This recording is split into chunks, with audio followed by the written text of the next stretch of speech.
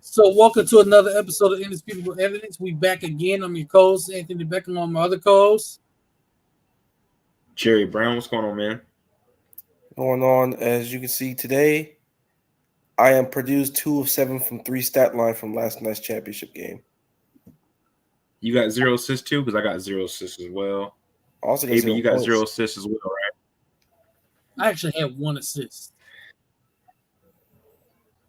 One little hockey assist to Zach Edey. That's what you got? Yeah, that's exactly one little hockey assist. Hey, man, Zachy did all he could. Just didn't have no help. But Yeah. we gonna get into all that. Recap the men's national championship in the NCAA tournament and the women's national championship. Which, by the way, shout out to the women because they said for the first time in history, the women's national championship game had more viewers than the men's game. I think it was like 18.7 18 to 14. million, something like that, viewed the women's game. It was like 14 million, 14.4 million for the men's. Rightfully so. And those 4 million that didn't watch the men's that watched the women's, you didn't miss anything. Yeah. You didn't miss anything. You really didn't miss very much. That was one of the worst national championships I can remember in recent history, honestly. Yeah, it was. Really the last two because at that point you just last year was awful trash. I heard nothing about last year's game. That's That's how bad it was. At least with the women's, it was more exciting. Both the last couple of years. I mean, it was exciting in the sense that like the first half was pretty cool, and after that, South Carolina just took control of the game and bulk restricted it. Right. It was a game. It wasn't like a knockdown drag out like shootout or anything, but it wasn't a blowout either. Yeah, it was a nip and tuck game. They just pulled away at the end. Right. It was workmanlike from South Carolina, like they've done all season. Right, and they did what they did, which is not lose the game. But before we get into that, I kind of wanted to bring this up because I know Marcus is a huge baseball guy, being a Braves fan. Jerry, Guardians fan for some reason. My dad. Prayers up to Shane Bieber, by the way. Had to have Tommy John surgery. The Guardians ace. Man, kind of ties into what we kind of brought up, wanted to bring up because for the Braves, Spencer Strider, they're going to wait until this weekend, I believe, to get an update on his elbow situation. And I know for the Yankees, Garrett Cole, he just started throwing again. He's on the 60-day IL because of an elbow issue. So I saw something on SportsCenter earlier. They did like a report on, the growing number of elbow injuries from pitchers. I mean, as we know, Shohei Ohtani from the Dodgers he's hitting this year. He's not pitching because he had Tommy John surgery. So that's another one. They talked about, the growing number of injuries and how the pitch clock is being utilized and how that's kind of impacting how many of these injuries are popping up. So I kind of wanted to get you guys' opinion on whether you think they should keep the pitch clock or get rid of it. And do you feel like having that pitch clock and speeding up the game is having an impact on these pitchers, this growing number of elbow injuries? I think it's having an effect to a point where it's one of those things where it's an unintended consequence. Like the pitch clock itself is fine. I'm cool with it being around. It has sped up the game because a lot of these games were unnecessarily long. Yeah, they were. But this is an era of pitchers where they're throwing with crazy amounts of velocity. Guys are throwing 98 miles an hour with all the ease in the world. But like the nature of pitching is your arm is not meant to go like that hundreds of times every couple of days. It's not meant for that to happen. And then you have guys throwing 98, 99, some clocking 100 like it's nothing. Guys doing bullpen sessions much more often than in years past, according to some veteran pitchers. And then mix that all together in a big gumbo pot, you have elbow injuries. So for me, I feel like the era of velocity pitching and emphasizing velocity is probably going to have to wind down here pretty shortly and start relying more on command and relying more on timing. Basically, the Zach Greinke route post like 2015. That'll probably extend some guys' careers if they start emphasizing that part of their pitching and not just trying to throw gas 80 times. Yeah, I totally agree, man. Pretty much, I have this article up here. It says recent study found out that 27% of 845 elite high school pitchers who threw in showcase events for scouts went on to have reconstructive UCL surgeries. Right, so you got to think, man. These kids are pitching heavy loads from anywhere between 12 to 17, 18. If you think about it, you talk to any kid that plays baseball, their mom and their dad, what is the first thing they bring up with their pitcher? Oh, well, my kid's throwing 75, when he's 13. And then once they get to high school, oh, my kid's now throwing 90 miles per hour now. And so it's like Marcus saying, it's all been about velocity, speed. And then when you put that heavy workload on a kid that's growing up, by the time they're 25 years old, bro, their elbow's pretty much like a piece of rib at Jenkins barbecue that's like hanging off the bone. You feel what I'm saying? It's cooked. It's cooked. And so something definitely has to be done about it, man. There has to be some type of evaluation from not only just the athletes and the parents, but also team physicians, team athletic trainers, because you don't want to damage these kids that want to have these long careers, until they're about 35 years old. It's a bigger conversation of just athletics in general, where these kids are like playing travel ball all the time coming up. Mm-hmm. Kids are going to AAU tournaments and basketball coming up. Like kids doing 7-on-7 tournaments all the time, doing camps all the time. Like they're specializing at such young ages. By the time they get to around the college level, by the time they get to pro levels, their medicals are absolutely done for. Like you see some of these basketball players, you come up and they get their medicals done. By the time they get to the combine stuff, they have weaker knees, like their legs are a little weaker than usual, muscle issues every now and then we get to pitchers again, their elbows. Someone have to have reconstructive surgery by the time they're 25, like you said, Jared. It's just a conversation of we gotta probably slow these kids down a little bit, and probably focus more on playing multiple sports like usual, or just slowing down the emphasis on playing travel ball, the emphasis on getting these many bullpen sessions in during the off season. Mm-hmm. The concept of rest in general just needs to be at the forefront here. And I'll go. It's pretty much gone. And I'll go a step further. Florida pitcher and two-way star Jack Cadmian. The only reason why he's even on campus had to have Tommy John surgery in high school. If it wasn't for that, he wouldn't be on Florida's campus right now. He was being looked at as a first-round pick. But see, that's the thing. That's the thing. Y'all brought it up. These kids at young ages playing travel ball. I've seen stories of 12-year-olds having Tommy John surgery. So it's like that right there tells you, okay, these parents need to kind of slow these kids down. Like you said, let them play multiple sports. That way they're not getting burnt out, first of all. But second, they're not overexerting themselves from one sport. If that's the main sport they want to play, like play another sport to kind of take the edge off. Overexert yourself. Yeah. You got to. I mean, period, point blank. If you got to play basketball a little bit during the summer, play basketball. I mean, just be multi-sport athletes. I mean, even kids that play like we said, football, these kids' knees are shot, bro. Their shoulders are shot, hamstring shot. So it's a big conversation to have just in sports in total, bro. Right. And again, like these kids just gotta rest. Like you don't have to throw 90-mile-per-hour bullpen sessions. You don't have to throw 18, 19 pitches every other week. You don't have to do this. And when you get to the offseason, sit your ass down. You know what I mean? Like I remember hearing, I forgot who it was, but like they would say, like back in the day, there were guys who wouldn't even touch a baseball until spring training. Now you got guys doing sessions long before that during the offseason. And they come in, they're gassed out. So, and compared to guys who just come in spring training, finally get the work in, get back into the routine, and they're grooving along. Also, we gotta probably de-emphasize the whole I gotta do this, I gotta do this, I gotta do this. No, rest your body. Your arm is not meant to bend like that 90 plus times. the less stress you put on your arm, the less stress you put on your elbow during the offseason, the better. Save all the pitches by the time April rolls around.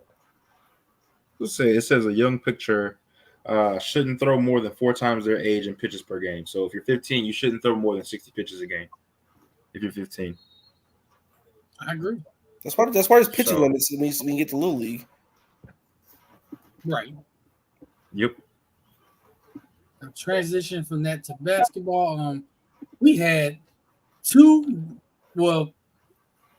pretty good NCAA tournaments, both on the men's and women's side. Me personally, the women's NCAA tournament was more exciting, but by far. But recapping both, which one y'all want to start with? The women first? Let's start with the women. Ladies first, bro. First. They had more attention. They had more interesting storylines to talk about. They had more interesting teams. Let's start with them, right? Let's start. So, the women's national championship game was actually a rematch of last year's Final Four game, in which it was Iowa and South Carolina. Same scenario. South Carolina goes in undefeated. But this time, revenge, I'll just say this. Revenge is a dish best served cold. And that's exactly what South Carolina did to Iowa. Serve that dish cold. So, your thoughts on you guys' thoughts on the game, and what you thought the key turning point in the game was? The game itself went exactly how I thought it would, and exactly how anybody thought it was going to. But you thought Iowa would get out to a 10-0 lead? No, I'm talking about the outcome, not the actual beginning of it. But like the outcome was predictable, yes, but you always want to see how you get there. And how we got there was Caitlin Clark going supernova to start the game. And if South Carolina didn't even call a timeout, they just kind of played it out, reestablished themselves. Raven Johnson started playing better defense. The freshmen and the sophomores, the Chloe Kitts of the world, the Fawalis of the world, and Cardosa played very well as a senior in the middle, in the paint. She did her thing. Man, the team itself, that team is ridiculous. You couldn't tell this was a team that replaced all 5 starters from last year's team. Damn near. And they come out like this, 38-0, steamroll everybody. Come through it in a game against Caitlin Clark, player of the year. She's playing well. Yep. She starts out hot. And then they cool her off the rest of the game. And the people that you would normally expect for South Carolina to really be at the forefront, the younger players really stepped up. You see why they came to South Carolina for a reason. Why they're there, why they're getting the playing time they do. Right. Timely rebounds, timely buckets in the mid-range, high post areas, clutch defense, like everything you could possibly ask for and more out of a team like South Carolina, you got. Yeah, pretty much, man. Like I agree. I think when you look at Iowa and what they were able to accomplish this year in totality, a lot of it was Caitlin Clark. And if you somewhat chop the head off of a snake, the train's not gonna move how it should, And I think although Caitlin was still playing good ball early on, that was I feel like you'd want to see your star player come on later in the game rather than kind of coming out to, out like that in a hot start. And so Dawn Staley is a master of adjustments. We saw her adjust throughout the game, play Caitlin Clark in different ways. Also, let her girls figure it out, right? And I think Iowa overall got out physical at the end of the game. South Carolina came out with a great game plan. And the most important thing about South Carolina this year, from what I've seen, is just their selflessness, making the extra pass, playing inside out, making sure you play discipline and stick to the game plan, get turnovers when need be. And that's what just stuck out to me, man. They did not let go of the rope the entire game. Like they took the early, the early Caitlin Clark situation on the chin, and then they came out and did a heck of a job and adjusted. And that's just classic Dawn Staley. That's why they're going to be great for a long time. Yeah, so you looked up and it was like, yeah, Caitlin Clark, they're still a 5. So ultimately, what did they really accomplish? See, Marcus said something earlier about how it was 10-0. Dawn Staley didn't even call timeout. Let me tell you what she does. All she has to do is give her team a look. Give them a look. They know what that look means. They know what they need to do. They go out and execute. Yeah. Literally, that's why she doesn't call timeouts. Because they know what they gotta do. Yeah, that's trusting your team and trusting your girls. They know what they gotta do. They've done the work. They watched all the film. You know you're gonna take a little blitz on the chin from a player like Caitlin Clark. This what she does to everyone. You went exempt. You ain't got a vaccine. You're gonna get it too in a little stretch. But they settled themselves down. They figured out what they had to do. They made the proper rotations. They made timely baskets. They used their physical advantages inside. Which their physical advantages inside were very apparent because if looking at South Carolina and Iowa side by side, yeah, you saw it. Yeah. See, my MVP of the game. Now, of course, most outstanding player was Camille Cardoso, and deservedly so. I mean, she should have been. And the crazy thing is, she missed the game in the NCAA tournament because she was suspended, but which was the very first game. But my MVP of the national championship game, Marcus said her name earlier. It was Raven Johnson and her defense. Talk about it. And Clark just completely frustrated. Like, we've never seen Caitlin Clark this frustrated. She was frustrated. Mm-hmm. The way Raven Johnson went out there and just bited her up, stayed in her face, did not let her get really anywhere. Forced her to take some awkward shots. You know, it was like we have not seen anybody play defense on her like that. And so shout out to Raven Johnson for her defense. She couldn't really make a whole lot of baskets. Offensively, she wasn't there, but didn't matter. You got great players around. You got Cardoso in the middle. You got Tahina Papa on the outside hitting three. You got Tessa Johnson, who also another freshman came in, played a great game, and was hitting threes. So you have players that can hit shots even when your shot's not falling. She decided, you know what? I'm not hitting shots. I'm just going to continue to play great defense, and that's what she did. And for me, that was the turning point of the game. But also, you know, Iowa gets out to a 10-0 lead, then Caitlin Clark, because that 10-0 lead started without Caitlin Clark scoring, and then she started scoring.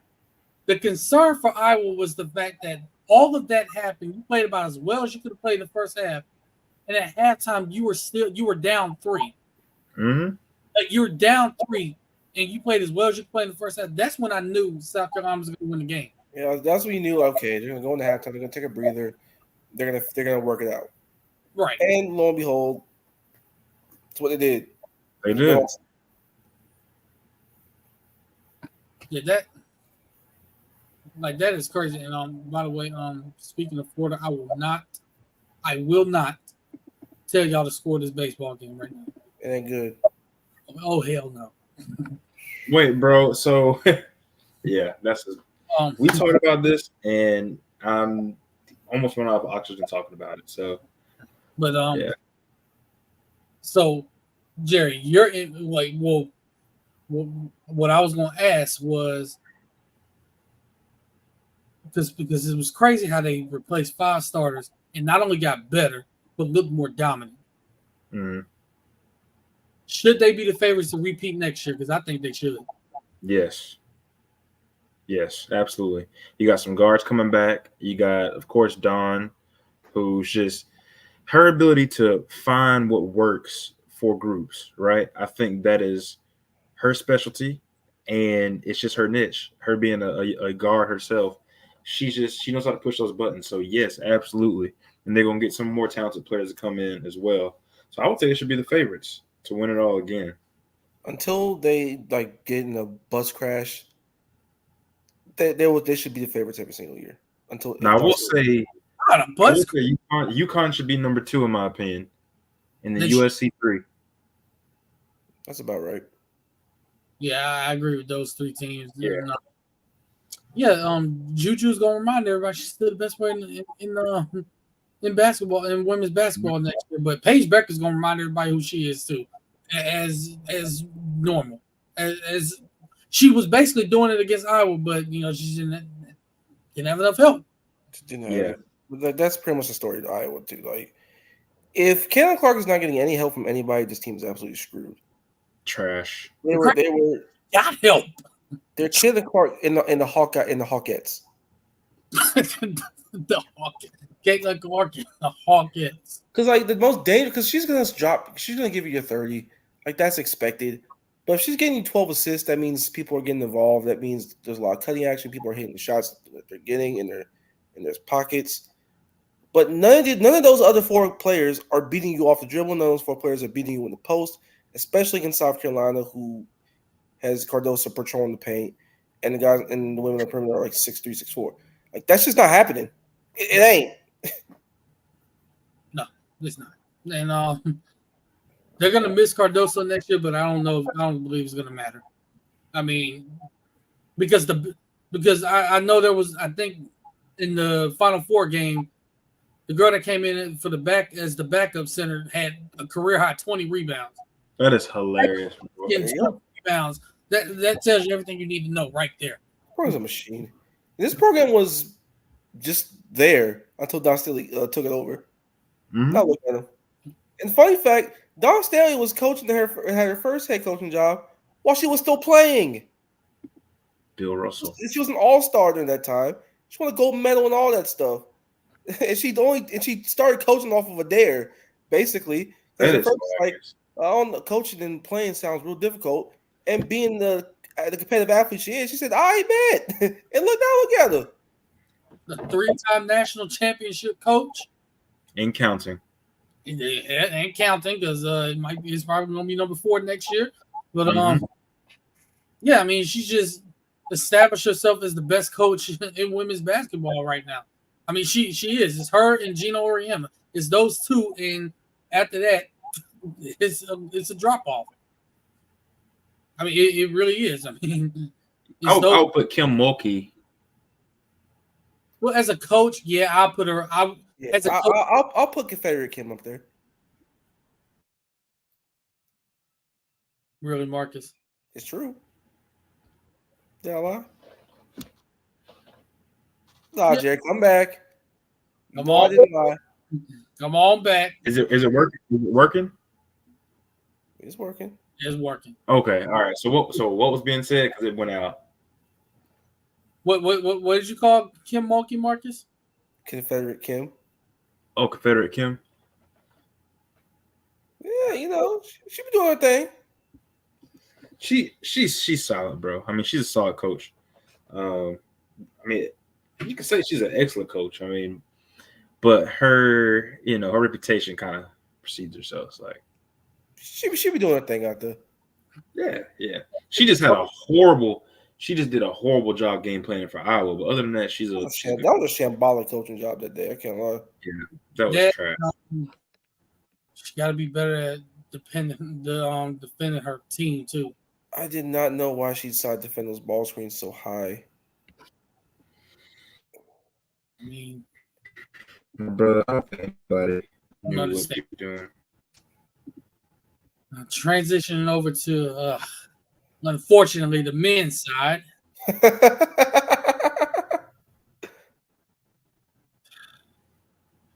Try to tell you. That was kind of a snooze fest with Final Four. That the University of Florida men's basketball Twitter account had to change their bio last night. Well, all good things must come to an end. But there's one thing that UConn will never replicate. Oh, here we go. Move the goalpost.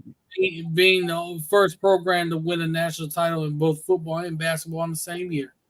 Oh, get over yourself. I'm just saying, because they don't have much of a football program. AB, I promise you, UConn gives a shit about this. A couple years ago, they were actually pretty decent. I will give them that. They were okay. Did they make a bowl game last year or the year before? Something like that. I don't remember. Yeah, they were actually pretty decent a couple years ago. So hopefully they can actually get themselves back up there, start winning some games. But yeah, UConn, they did what they oh Lord. Where can we start, bro? I mean, you watch UConn play. First of all, it was basketball for the first 10 minutes of the game. What'd you say? It was old school basketball for the first 10 minutes of the game because both teams were getting the ball down low to the bigs. And then can y'all remember? Let's go last 2 games. How many bad shots did you watch UConn take? Not many. Maybe like 4 or 5 if that. They rarely take bad shots, and the bad shots they do take is basically their big clinging, saying, "You know what? Let me just try to shoot this." And sometimes he would hit them. Very rarely, very seldom do you see them take bad shots. They share the ball. They have everybody that they have on the court can attack you off the dribble for the most part. They're big, can shoot outside. He can get, finish right or left or middle. I mean, what can you do when you play against this team? And then that was the toughest time, even though he had great stats. I think Edey had a hard time, man, playing against those guys. I mean, he was Yeah, he put like 30 up, but like after the first half, it wasn't that great. He didn't play all that well. I think it was one of them Joel Embiid type 30s in the playoffs. No, to see what it was. I mean, he basically. I'm not gonna say he didn't play well because he did. He did play well. I mean, when you don't have hardly any help, because the rest of your team is just not hitting shots, it puts so much on. He's like he got, and what they did, they ran up and down the court and they wore him down. And then, what's the guy's name that came in for Klingon? Samuel Johnson. Yeah, his athleticism is really that's what really did it for Zach Edey. His athleticism, him being able to move the way he does around the basket, that's what wore him out. That's really what wore him out. Man, back to Purdue's help. Oh, brother. Or lack thereof. Mm-hmm. 2 of 7 from 3-point range. First of all, how do you only take 7 threes? In the year of our Lord, 2024, you took 7 3-pointers. Well, there's an answer for why you only took 7 threes. That's only the amount of threes they can actually get off. They couldn't get nothing off. And it wasn't like they were pushing the ball in transition. And I'm sorry anybody listen to this, but they weren't athletic enough. And they were too small. And they were too small. Go ahead and say it. I'm not going to say it. Now, one dude jumped out of the gym now. I forgot the kid's name. He jumped out of the gym and yammed it. Yeah, that was the most impressive highlight for Purdue all night. That was the one guy we did not think would make that kind of play. Why you didn't think he made the type play? No, I mean, first of all,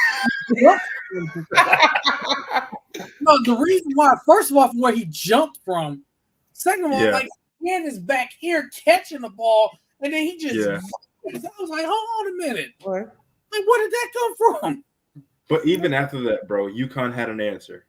They silenced everything Purdue did. Any little time that Purdue tried to make some sort of a run, UConn answered every time. They didn't get phased. They didn't. I mean, Purdue's making a little bit of a run. It's like UConn's just like, we're good. Let's just run our sets, run our plays, get great shots. We're good. Like that's pretty much all it was. One possession at a time. Yeah, I mean the discipline they play with, the camaraderie that they have on the court, it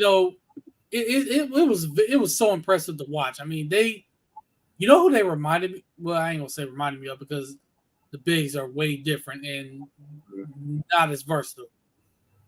But it kind of reminded you a little bit of those Florida teams that went back to back because same thing, unselfish, always moved around, but the only difference is Florida had better shooters. But you see the discipline, you see that they don't panic in moments where the game gets tight. They know what they have to do. Great coaching, and on top of that, great defense. That's the one that was consistent. They played great defense all night long. It's smothered guys, but it didn't matter. It was like a quiet 30. Where was Tristan Newton smothering guys in the perimeter? Where was Klingon holding his own late? Whether it was Stephon Castle using his size and his athleticism, whether it was Alex Caravan, whether it was Cam Spencer doing everything and anything, getting rebounds, hitting timely shots himself, getting in transition. Everyone chipped in. Everybody ate. Everybody played their part. But they've done it all year. They were the best team in the country all season long. They got in the tournament. They dominated like they're the best team in the country all season long. Yep. Got in this game against probably the second best team in the country. and just wiped them off the floor in the second half. Biggest point differential in NCAA tournament history. Yep. They were That's plus 143. Plus 143 for the entire tournament. And their toughest game was probably the Alabama game in the Final Four. They won by 14. That was and that the was reason why because the reason before they pulled away, Jerry, what did Marcus? What did I tell you guys? The one thing Alabama could do was shoot the ball, and that would keep that's it. They were doing that until like late in the game. That's when UConn sort of pulled away. That game was right there for the taking. Yeah, you're gonna need some gunners to beat UConn. The game was there. It's just late. It was there for the taking for about 23 minutes.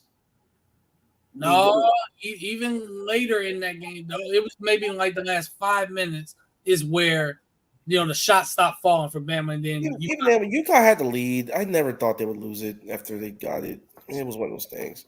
Sure, it was close. It looked close, but like after UConn had the lead, they weren't losing it. And like the one team I would have liked to see UConn play, we didn't get to see it, was Houston. Oh man, yeah, that would have been a great game. Because I feel like Houston's athleticism, even though their offense gets weird, I think their athleticism would have made it a good game. But the game would have ground to a halt, but UConn would have probably just shot just well enough. Well, see, they would shot well enough. Houston is this.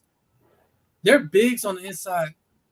They weren't big at all. Like their tallest guy I think is like 6'8" or 6'9". But it doesn't matter if they're playing against bigger guys. Like they're athletic. Dude, like crazy. That would have had an issue. Yeah. But Jamal Shea getting hurt in that game, rolling his ankle. Man, that's what killed it, man. Now, Houston would have slapped Purdue. Like, all jokes, they would have slapped Purdue. That would have been a bad matchup. I think they would have beat the brakes off Purdue. Yeah, the tournament's all about matchups, man. That's how teams advance. Like, there's a few teams I feel like could have advanced and made a good run, but it's just you got to play against teams that you're dealt. You know what I'm saying? So about damn time. This is one of those years where like it really didn't matter who they had in front of them. UConn's gonna beat the brakes off of them. It really didn't matter. They lost to Creighton, right, in the regular season? Yeah, like they had a weird stretch where like Castle was hurt and Klingon was hurt, so they missed a couple of games, and they took a little bit to get back into it. But after that, they dominated. So after UConn wins back to back, what are our takes? Do we feel like Hurley's the best coach in college basketball? Yes. Yes. Is it close?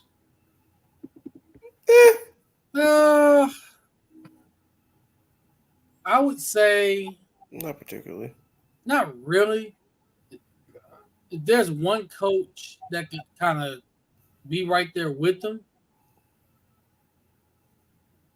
I would probably say Painter from Purdue. Because you can say because he usually has good teams. He's a good coach. He's a really good coach. Yeah. And he's always going to be consistently good. I like Kelvin Sampson quite a bit. So he's up there. He's not cheating anymore. He's doing it the right way. And we see how great a coach he really is. Man, he didn't put the phone down. Come on now. Unfortunately, I really like Nate Oates. He's another good one, too.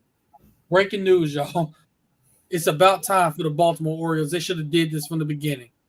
Yeah, well, they were doing their thing. They finally called the guy up, huh? Little Jackson Holiday. It's about time. Oh God. We finally get this. Well, they need to be up there anyway. Wrong with them. They know he's a shortstop of the future. But or second base. I think he might be playing second base. But looking at next year, right? I saw that right now the betting favorite to win it all next year is Duke. You look at that recruiting class. Cooper Flag is him. He is him. How much experience will they have around them is the question. See, that's the thing. That is the thing right there. That is the thing. That's what I'm looking at. How they hit the portal. And by the way, it's some nice, really good players in the portal right now. It's not the guts of UConn so much. Like they won because they lost like 3 guys to the NBA that played big roles, like Sonogo, Jordan Hawkins, Andre Jackson. They still kept Tristan Newton at point guard. That was huge. Yeah. They still had Alex Caravan. They went to the portal and got Cam Spencer. Klingon just stepped up and went to the starting role and just picked up where he left off from the tournament last year. And Right. Stephon Castle was a star freshman from the jump and play his role exceptionally. So it was a mix of a lot of things, plus Hurley being who he is as a coach, to get them all together and making sure that everybody knew what they were supposed to do, everybody knew their roles, and everybody, just gelled as a team. Now, with Duke, I love the recruiting class. Obviously, Flag's the headliner. Now, will they have enough upperclassmen around them to fill in some of the gaps? Maybe fill in a couple roles. Because remember Duke's last championship team that had a star recruit class, Okafor, Grayson Allen, Yep. Winslow, even a spare Semi Ojale. Like they did not win that without Quinn Cook as a senior point guard hitting clutch shot. Bringing in Quinn. They don't win without Emil Jefferson either. Quinn, and a lot of people don't realize when you have senior leadership like that with Quinn Cook and Emil Jefferson, like that makes a huge difference. And look who finally joined us. Come to the stage. We are back. So we are back home. So I believe Jeremy Roach may be coming back. Filipowski, possibly. Tyrese, you think he's going, Darnell? No. He's going. He has to. If he doesn't go this year, exactly. What do you mean he can't get drafted? No, I'm saying he might not get drafted if he were to stay. Yeah. That he has to. Tyrese There's just some guys. Proctor should go because I don't know if you guys discussed their upcoming freshman class. We were just getting into it. Because they're the odds-on favorite next year to win the national title. Right now, they're the betting favorites. And I saw Cooper Flag play in the Geico Nationals and in the McDonald's All-American game. Yeah, that brother is him. That boy's special. That boy is him. Like, as a shot blocker, he's a good shooter. But he plays good, really good perimeter defense as well. Like, he's very athletic. I mean, everything you want in a wing/4. Yeah, and I mean Duke always needs to have one guy that everybody hates, and then we win a championship. Now, he's not like an overly strong guy, but I'll say this. Because this is the one thing that played Duke all year. He's not soft. Yep. He is not soft. Well, UNC Duke every time they matched, and NC State, bro, and those, it's just Duke was just soft, bro. Duke was just soft. Houston was punking them boys until Jamal Shea got hurt. Yeah, essentially. So, what? Darnell, we were kind of discussing both NCAA. We were discussing both NCAA tournaments, and we kind of want now that you're on here. Want to get your thoughts on the women's national title game, what you thought about that, and the men's national title game. Okay, women's title game. Oh, can we acknowledge? Can we acknowledge how Jesus Christ, man? The conversation around the women's ball has been disgusting, bro. Like it's been really disgusting. People have been trying to start race wars and shit, bro. It is insane, man. It is insane. Bro, this is how you know women's basketball because the crazy bullshit people talk about, they're like NBA Twitter and just in regular men's sports. It transferred over to the women's game for whatever reason. Like this was really getting tiki torches out for LSU Iowa, bro. Like, guys, relax. It's crazy. You're watching a basketball game. Bro. We ain't coming for bro. I'm not watching Jack Johnson box white dudes in the heavyweight title in the 1910s, bro. Like we didn't come here for all that. But that game was special, bro. It was really good. Honestly, the whole entire tournament on the women's side was way more enjoyable than the men's side.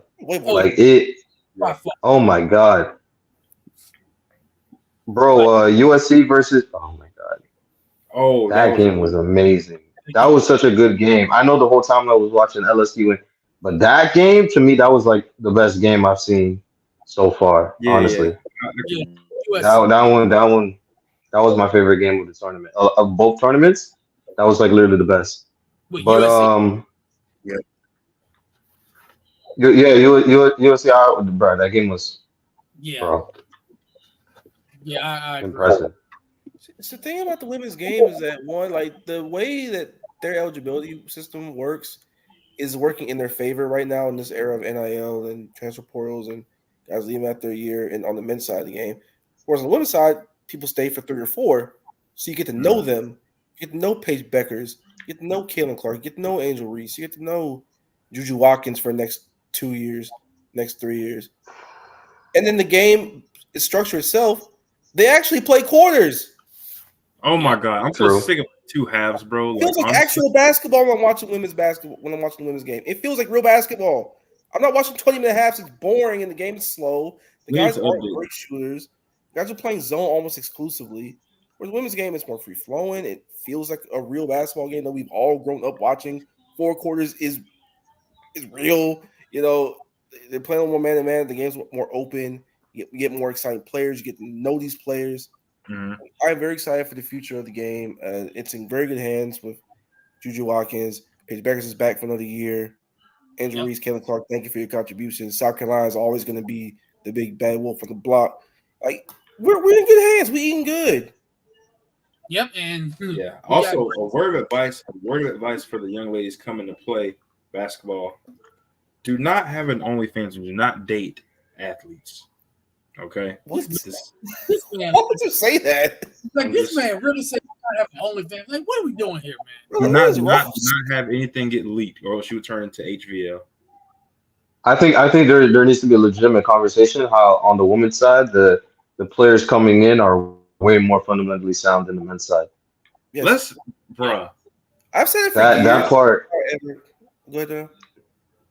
yeah, that part is just it's just so embarrassing.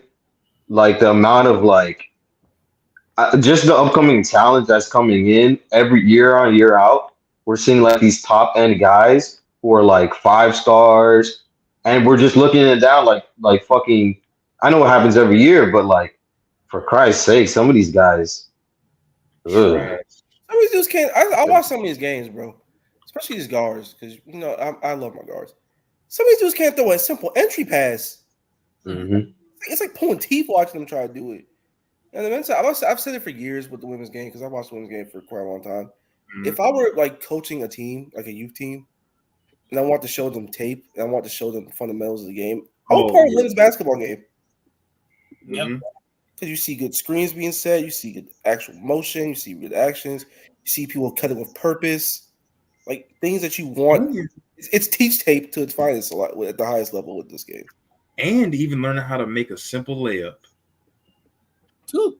No, seriously, Like- it's Like, serious, bro. some of these guys they're just running off of pure athleticism.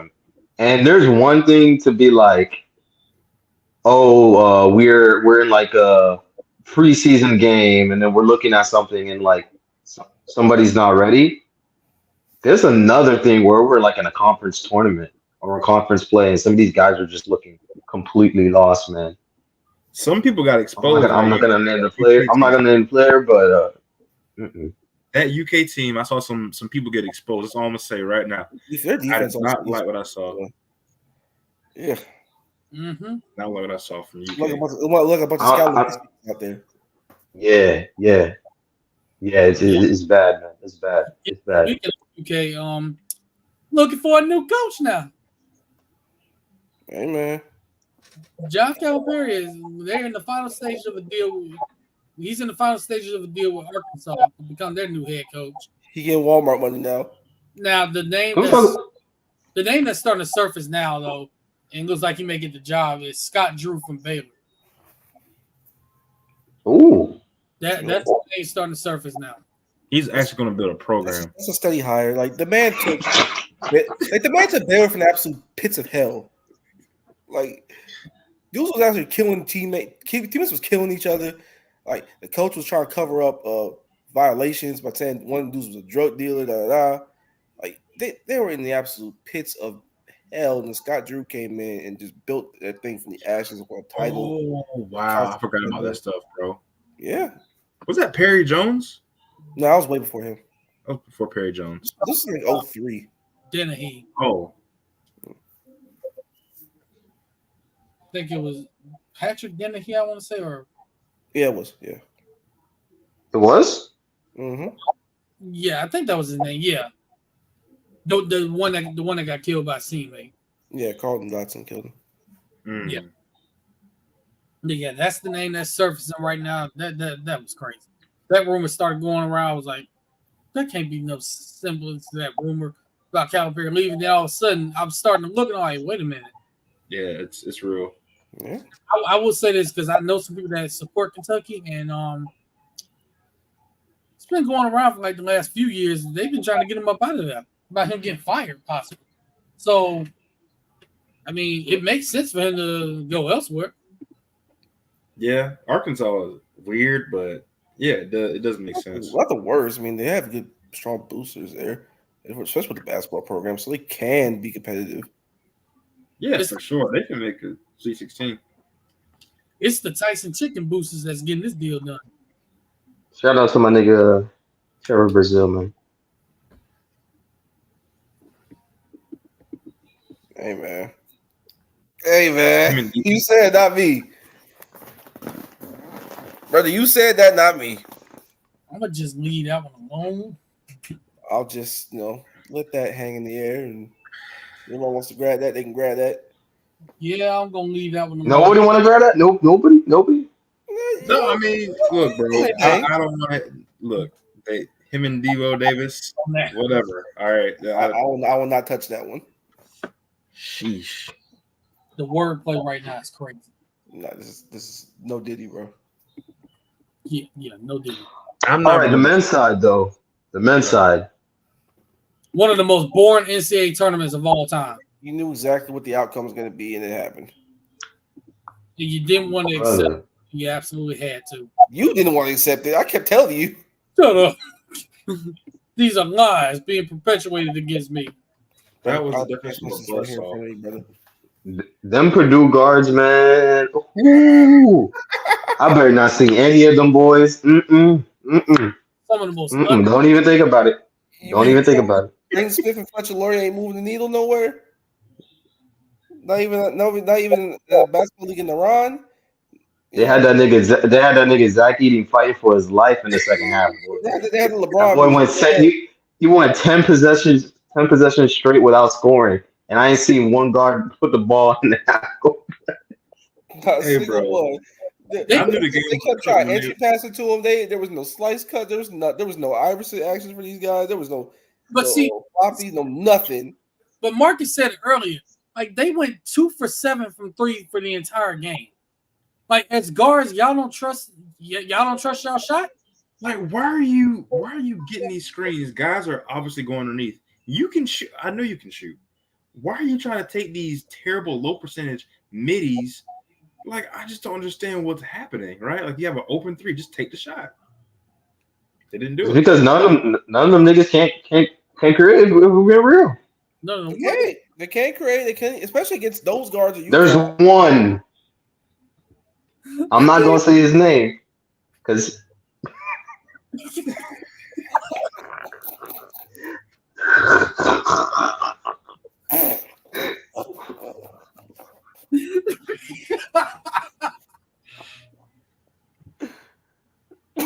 Anyway, but for UConn, shout out to my boy Tristan Newton, man. That boy was dogging, man. That man was dogging. He was dogging. Shout out my senior guards. Yeah, Tristan. 5 year senior. Where you at, man? Hey. It just goes. Somebody play the Coach Carter song. It honestly just goes to show you when you're able to, because he could have went pro last year and he would have got drafted, maybe late first round, if not earlier than that. To bring a guy like him back with his leadership and the way he runs this system, it was huge. It was huge. Most outstanding player, baby. And deservedly so. Deservedly so.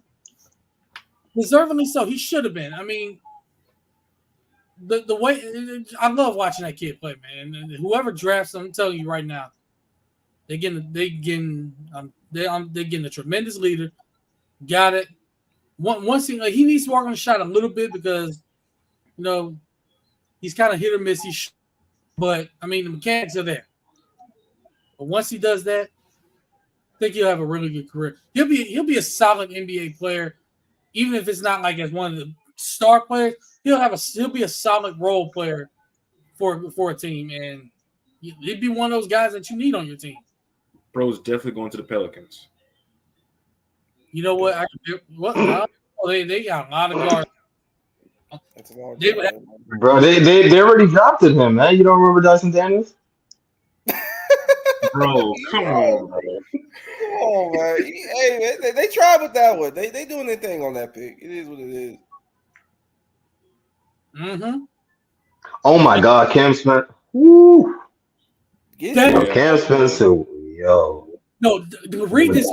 This one is crazy. Remember, his brother Bobby Hurley played at Duke and was point guard. Didn't they go back to back? They did. Mhm. And now the brother as a coach goes back to back. That is crazy. They both can say they went back to back. We'll ignore what happened in 1990, but you know. UNLV running. Hey, when you Hey, man. basketball, man, you got to put the Hurley brothers up there. The whole Hurley family in general, man. Yeah, man. I mean, seriously. I think their father was a great coach as well. Yeah, but a great high school coach. Like 26 state championships. So, as a head coach, first of all, where do you put all them rings, man? Storage unit on Paul's storage unit. Jeez. From the house. I mean, my God, I mean, you got enough rings for your hand. Then once you get all them, Put him on his toes. then you still run out. Because you still got 6 more after that. It's crazy. Hey, but I'm glad UConn win, and I think this is the new representation of how to win in the modern era, in the NIL era, where you got some really high end talents over there just looking for their contracts. But if you're able to really control that transfer portal while bringing in high elite talent, Mhm. shit. I mean, because look at this UConn team, man. It's veteran teams, and they got 2 5-star talents, man. I mean, the fact that they were even able to convince Donovan Clingan to come back to school is kind of crazy, to be honest. That was yeah. That was crazy. But then to also get Stephon Castleton, who in himself is just a freak player, man. Like 6'6", very handle, plays very good defense. Shot's still developing, but like when it's on, you saw it. He could actually make you pay like he did against Alabama. So that would give some scouts something to think about. Like whoever gets him in the lottery or a little after the lottery is going to get a very good player. he didn't have to come back. Also, like he could have very easily like pulled a Shaden Sharp and just like Shaden like, nah, man, I don't want to play. Man, besides, it's I mean, not a particularly strong draft either, so I wouldn't blame him one bit if he did decide to go. The fact that he decided to come back, man, and he performed very, very well. Shit, man, that's tremendous to their program. If you can get guys to lock in like that, man, it's an incredible program, man. And Donovan Clingan too, showing improvements. Right. Ooh, bro, that first half, like I know a lot of people say that, like, Zach Edey was really dominating. I think Donovan Clingan played tremendous defense. It was just Zach Edey just hitting some incredibly just out of some world shots in that first half, bro, which was crazy. I mean, he was basically putting a fucking post hook over 2 defenders. But honestly, man, that really showed in the second half, though. Especially in that beginning, like how Donovan Clingan, honestly, not only Donovan Clingan, but their whole defense being able to really stop in the penetration for them and give troubles for Edey, man. It's just crazy. It's crazy. Yeah, I like how they were content to let Clingan play one-on-one and just made the best man win. And then when Johnson came in on the bench, he's more of an athlete. He's not as big and strong as Clingan is, but he's tall, he's wiry. He can move, bang out a little bit, and then he would have him on, and they would bring somebody to double team late and make Edey pick the ball up and try to make a decision and speed up his process. So that was another thing that kind of wore him down. And then Johnson getting on the offensive end, he would just rim run, and he got a couple alley-oops to the rim, and then he got a couple of opportunities to, hit a couple layups here and there. Got into a little bit of foul trouble before fouling out eventually, but he did what he needed to do. Right. Right, I agree. I will admit I was not happy to see them win for biased reasons, but Oh, we know. Hey, they were clear. They were the better team, and they Oh, deserved. real quick, They were the Did better anybody team. see that Giannis injury, bro? Yeah, it. Yo, They called it a calf strain. that was We're not. so weird. I just saw it. These people. Wait, what happened? Giannis got hurt? Yeah, bro. Non-contact injury. Oh shit. Little Yeah, it's tired. like super weird.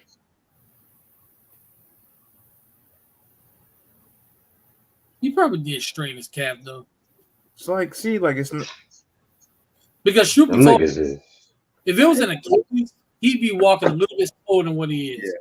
yeah. And bro, this is my thing. This is why I hate these games like this towards the end of the season. Honestly, like unless you absolutely need to play, like rest these guys, rest these stars, bro, because now you got teams injured, all this craziness. Like Shane's quiet right now, bro. Like nobody's talking about it. But the dude has But them been niggas need hurt to for a little play. minute, bro. He's been hurt, but No, them niggas need to play, yeah, bro. Like it's literally like, especially the Bucks. Like the Bucks cannot afford to sit out these niggas, man. They yeah. have been on a slump all year long. Like it's crazy. They honestly, no team in the NBA should be resting. No Boston team. got it, bro. The Boston got race is The only team that could rest is Joe Mazzulla's yeah. a I mean, terrorist for doing. but honestly, I don't think you guys even should be considering how the last couple of years have even been gone in the first place. Like I understand rest, but I mean, we saw last year them putting the foot out of the gas was the reason why they got in a rut with Miami, and they even went 7 games with the fucking injured 76ers. They Yeah. damn near blew a series with the Hawks the first round. Yeah, like there really shouldn't be any team wrestling, man. Like There again, really shouldn't, man.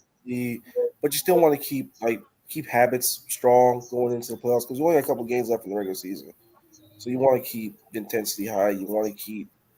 You know what? Don't want to let's go out there and just try to win by 30 every night. No, far from that. But still, like go out there and play as hard as you can and just try to keep things going, keep guys in rhythm, kind of rhythm. pick and choose when to rest certain players. Right. Yeah, that's Exactly.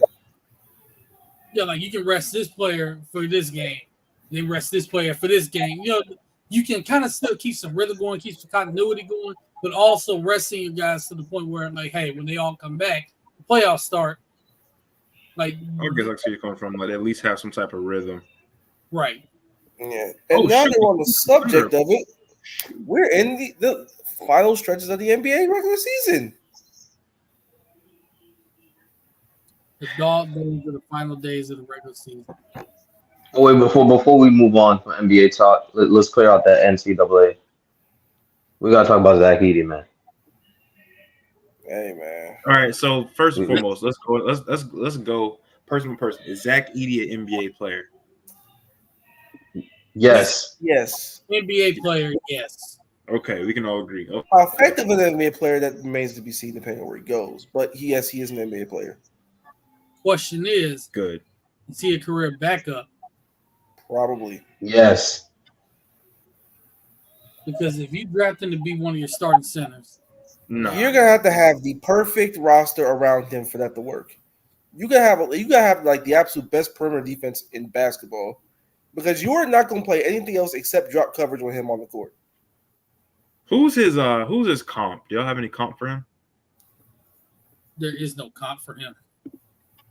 I've seen people. I mean, I don't even think this comp is true, but I've seen people say if his high end ceiling can be Isaiah Hartenstein, that would be amazing. It's just what with him, it just doesn't make any sense because if you go look at like the film and the stats, he majority plays in the post. He's not mobile. Who the fuck is going? Yeah, who the fuck is gonna play in the post for a guy who can't even pass the ball like that? and post and he's not even generational post wise, man. He's just big. He's big as hell, but he does have very nice touch, though. I will say that. Yeah, he has a nice touch, but he's not like there's some like true true post like how Alfred Şengün was over in Turkey. He ain't like that. Like if Rick Smith was less athletic, then yes, I would probably say that there's a place for him because he was like a 7'4" guy. But Rick Smith could shoot and he could run a little bit. Zach Edey is not running up down the court like that. Like so he'll is the give fourth you Taco Fall. the absolute. He's better than Taco Fall though. That's the thing. Yeah, but if his touch somehow didn't translate, then yes, he would be Taco Fall. Like saying Taco Falls, I will say I ain't gonna say it's disrespectful, but I mean let's be real. Zach Edey does have way more skill. First of all, Taco Fall hit a 3 in the NBA game, so I don't want to hear it.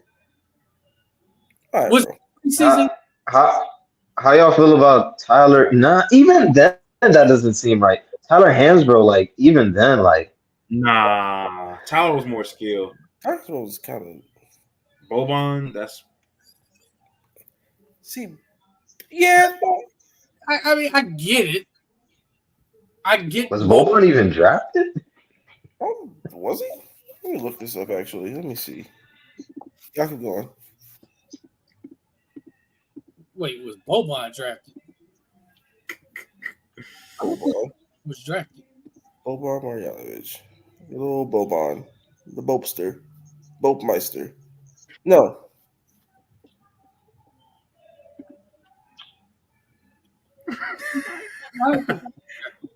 So that just that answers that question, yeah.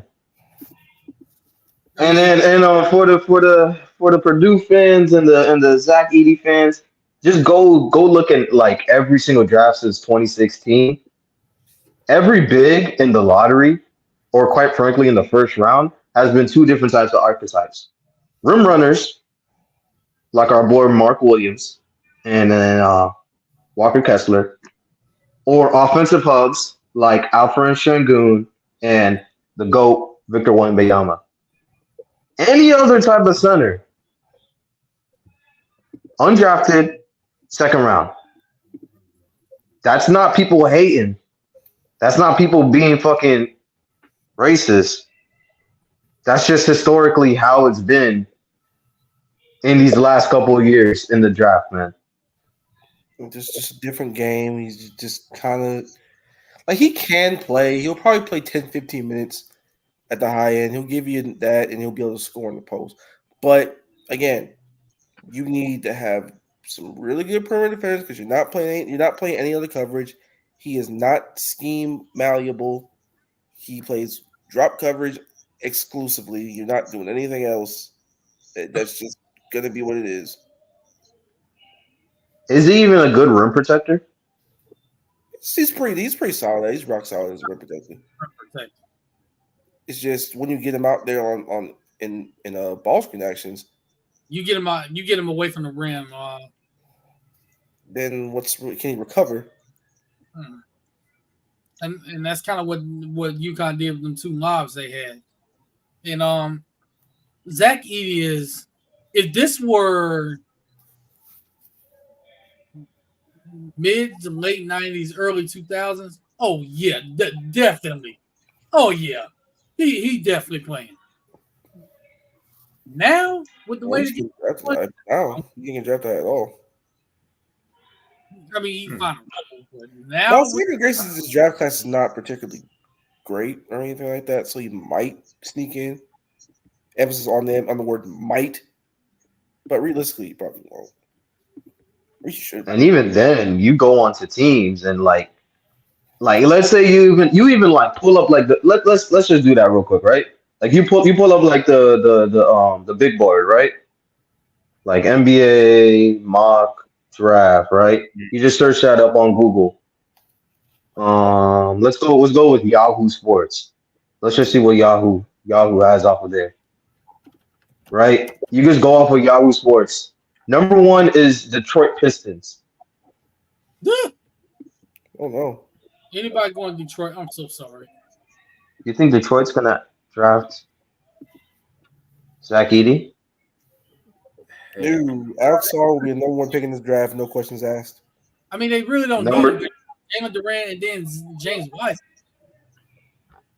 And then Isaiah Exactly. Stewart got his head on straight, can play backup 5 as well. So they really don't have a place for him.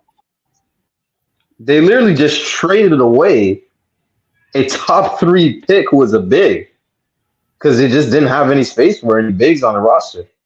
Like you go on down the list, like it's next one is the Washington Wizards. Like, I mean, yeah, but like, you think the Wizards are gonna waste the number 2 overall pick on Zach Edey? No, You think Zach Edey is gonna be a number 2 overall pick? absolutely not. We got another person named Nikola in this draft. Come on, man. It's all Serbia. How many people in Serbia are named Nikola? What's going on? It's about That's like that's like the John over in those countries, man. We literally have a Nikola Jokic and a Nikola Jovic. And shout out to Vucci. I don't like this. Rob Dylan. Robert Dillon and the Myth. Oh man, to learn with Ja. Oh, might be a good fit for him now. Bro, look at that. Like Bro, Portland, this draft class. Joker's is kind of cooked. Draft class is mid. you have to go down to like a team that realistically is gonna draft them. The Kings? I mean, the Kings, I could see They need size, but I don't know if they want to go Zach Edey for size. right because see, it has them taking Kyle Filipowski there. Ooh, Devin Carter to Mike. Whoa, I would take that. Yep, I would take that. I would take Devin Carter with ease. Isaiah Collier in New Orleans just sounds kind of diabolical. Wait, what the fuck? Why is Isaiah Collier so? Never mind. But Well, USC was terrible this year, so I don't give a fuck how bad Silva UNC would be a is. great pickup. That nigga Isaiah Collier is a hooper. he is. He is a hooper. He's the best guard in this draft. Like, you go look at all these point guards, bro, and you compare it to him, he's the best one. Better than Devin Carter. I think he has better, like, if you're looking for a lead ball handler in the NBA, Isaiah Collier fits that mold better than anybody else in the draft. Outside of maybe Rob Dillingham, but even then you're like, I don't think Rob Dillingham can be a primary ball handler like that. See, of these teams in the draft, they don't even have Zach Edey in the first round. Yeah, right at the top of the second round in Toronto. There you go. There's Zach Edey. Like- Toronto. Toronto would actually be a good spot for him. His hometowns, yeah. Yeah, He is, yeah. he would return. So home. you got, that's exactly like the type of like it's not gonna be those teams that only have one draft pick like the Washington Wizards. They're like, oh man, we're gonna just put all this like hope on them. It has to be teams with multiple picks. Right. And I think that's the Raptors, that's the San Antonio Spurs, that's the which other team? To the Los Angeles Newton to the Nick- Clippers. would be a perfect spot for him. That Tristan would be Newton, really good. perfect fit.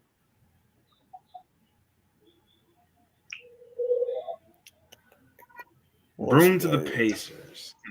Oh no, I would not want to see that. Oh, Cam Spencer to the Spurs. Huh. Yeah, look who Ronnie they got at 55. That's so you knew they funny. were going to do that. Are you kidding me? Well, scouts are Bonnie saying James to the Lakers.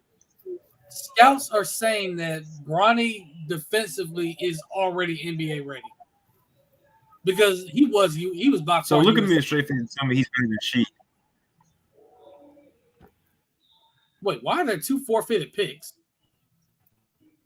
Tomfoolery that the Knicks did, Oh yeah, and I forgot what other team. It's not Miami this time. yeah, not The this time. Sixers? Knicks, and it may have been the Sixers. Because I think the Sixers did something. Something with James Harden, something with PJ Tucker. It might have been that. And then was anybody tampering? Like did any picks have to get forfeited because of tampering? I don't think so. I know with the Knicks, yes, because of Jalen Brunson. Yeah. That one was like that one was too obvious. And Jerry has left the building. Died tragically. And he's back. Jerry, this man keeps saying you died, man. I feel like he's wrong. Yeah, man. So Zachy, the best case scenario, late first round pick. Most realistic scenario, early second round pick. Second, and I mean, you look at the teams. You saw Toronto. That would be a good spot.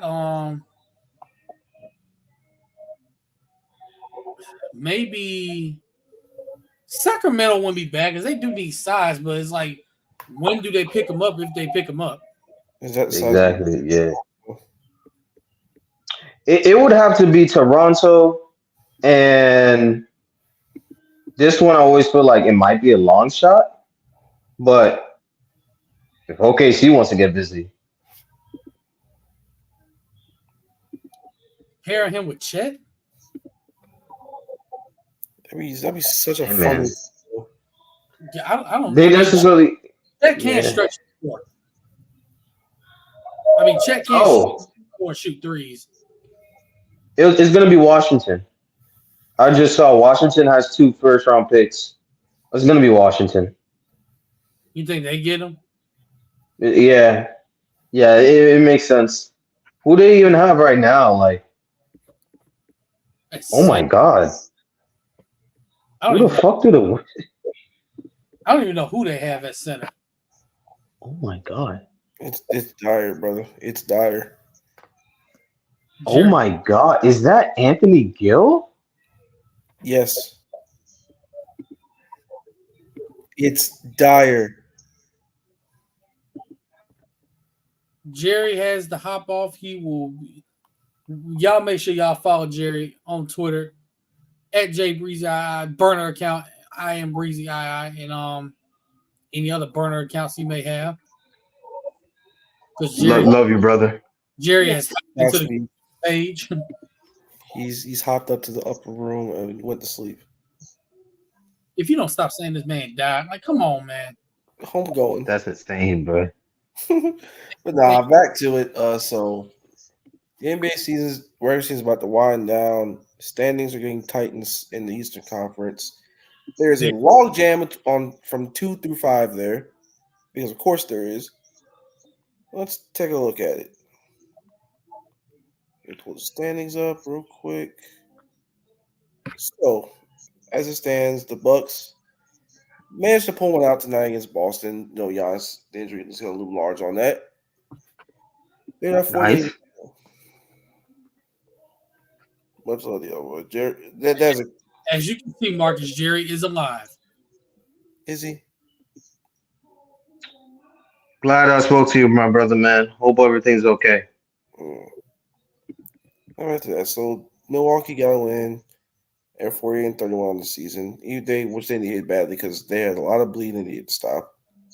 You know, Giannis getting hurt doesn't help matters at all, obviously. So that's something to monitor. The Orlando Magic, the New York Knicks, and the Cleveland Cavaliers are at 46 wins apiece. Knicks and Magic are 46-32. The Cavs are 46-33. And all three have realistic chances at probably securing that 2 seed if the Bucks continue to free fall any further. So, what do we see in this picture here? What y'all thoughts? Oh, AB dry your eyes. Darnell. What? I see a Damn. Damn. Well, I guess I see like what? He'll be back on in a minute. All right. Down to you. What happened? What's Fuck wrong? it. I closed my browser by accident. I pressed the back button. I was like, oh shit. This man. Oh, back brother, front brother, all that. Like, see, Anyway, what do you see? What do you see with this 235 law jail? I see a very hungry, extremely hungry Knicks team. If we're gonna talk about the team that I believe the most in the Eastern Conference, I think it's gonna be that Knicks team, man. I think they're a serious problem in the East. They are deep. They have size at every position, and their number one playoff threat is out of the whole season. The good guys. I'm not gonna say what it is, I'm not gonna but say it's out for the whole season. the name or particular albatross. Well, I can say albatross, but a particular hindrance. they still have two more hindrances, and one of them, it pains me to say it because of where he's from. Oh, brother, Oh wow. you're gonna say Mitchell Robinson, aren't you? Yep, that's one. I actually don't think he's that much of an hindrance. There's one at a very important position.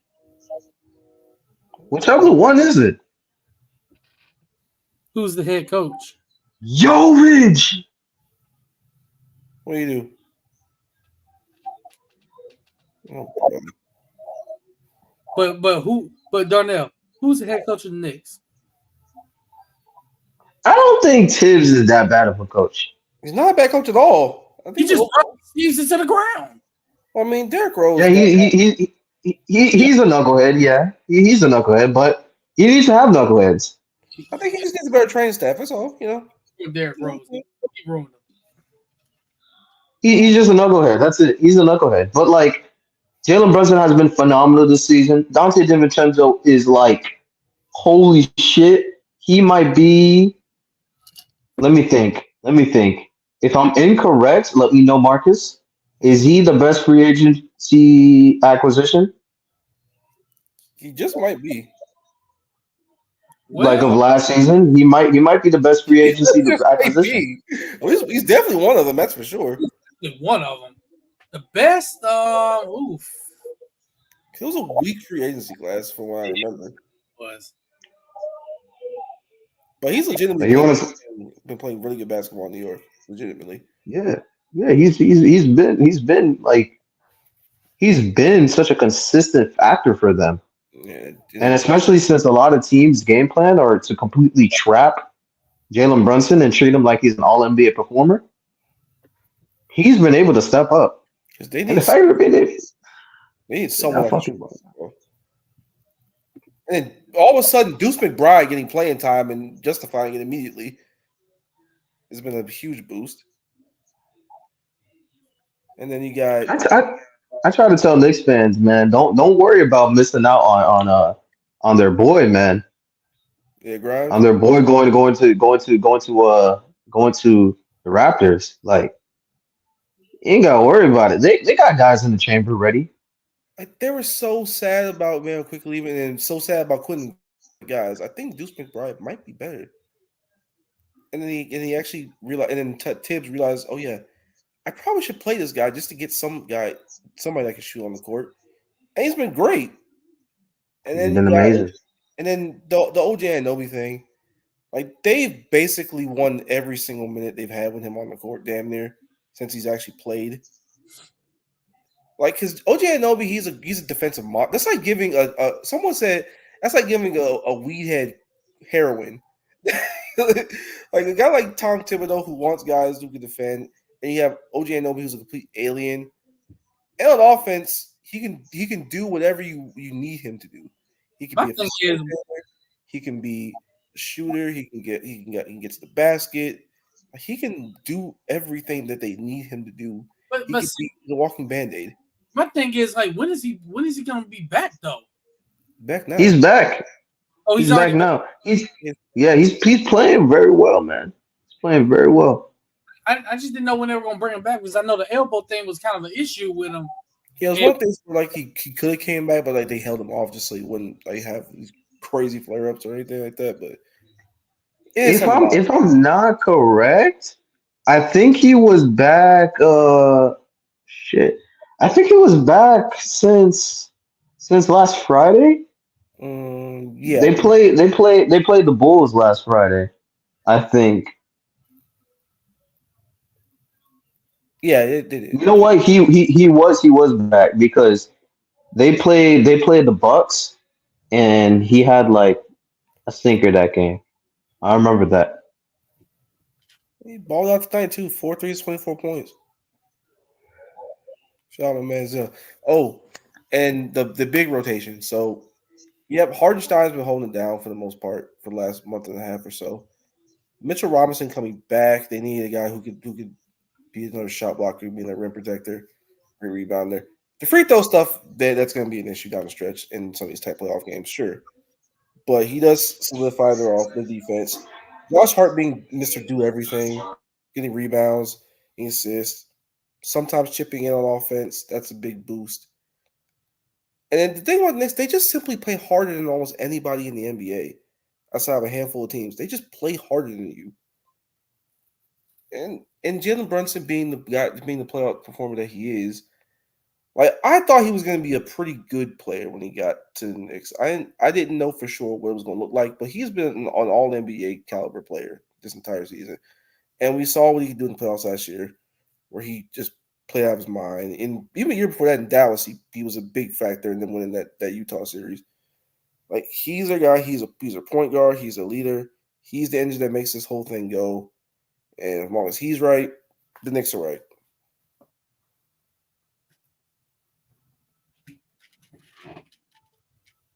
And by the way, shout out Nikola Jovic.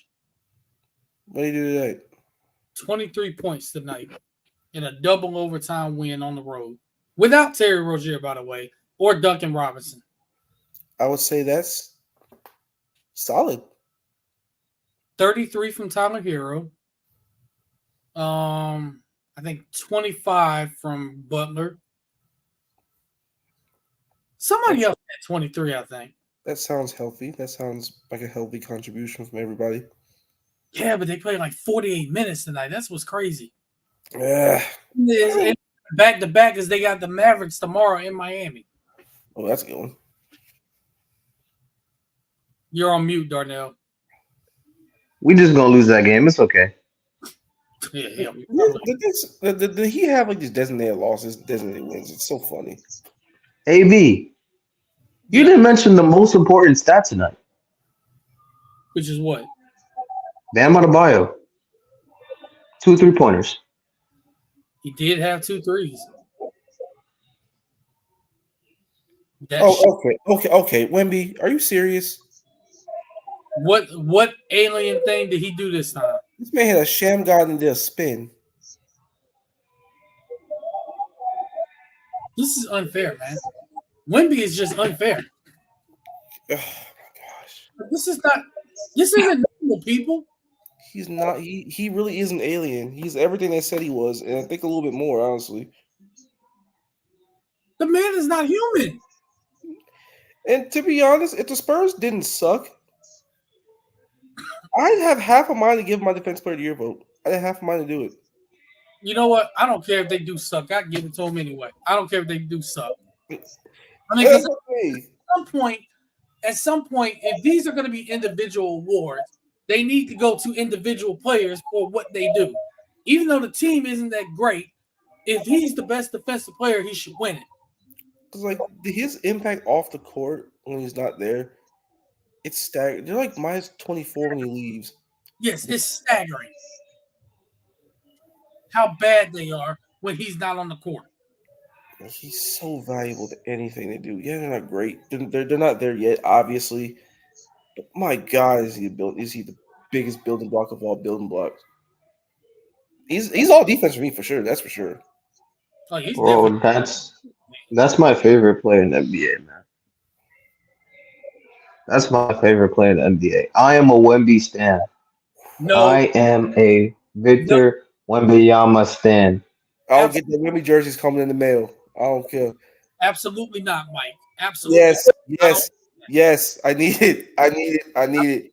Twin Towers 2.0, baby. I don't need that.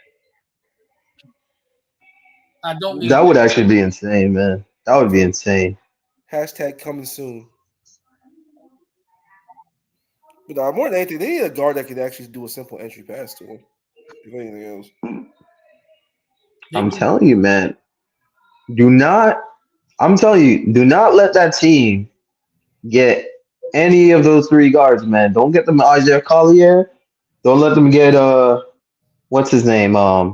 Cody Williams. Don't let them get Stephon Castleton. Those three guys, they would be either the next pieces to the next dynasty for that team, man. The San Antonio dynasties being so vastly different, but like so similar in the fact that they're built around the big man. It's so funny. Yeah, I would say this. They do need a point guard, and Badly. Castle would be It'd be great defensively also. oh, the Cubs are playing real quick. Hold on. Let me turn to that. Hopefully they don't blow another 8-run lead, but They're doing anything. man, already in the bottom of the first, run on second with nobody out. There you go. Anyways, Fernando Tatis Jr. is up. Please don't. home run coming soon. Probably is. Probably is. But no, like looking at that, now I want to kind of segue into award season. Our favorite pastime. Predicting the all defensive teams. Wait, this year they changed it, right? I want to say they did. I think they changed it where now you can legit have five centers or five front court players. And if that's the case, I think this should be the first year that they go all big men. Give me Bam, give me AD, give me Giannis, give me Wemby. Who else we think here? I don't know if this other Who's the next guy?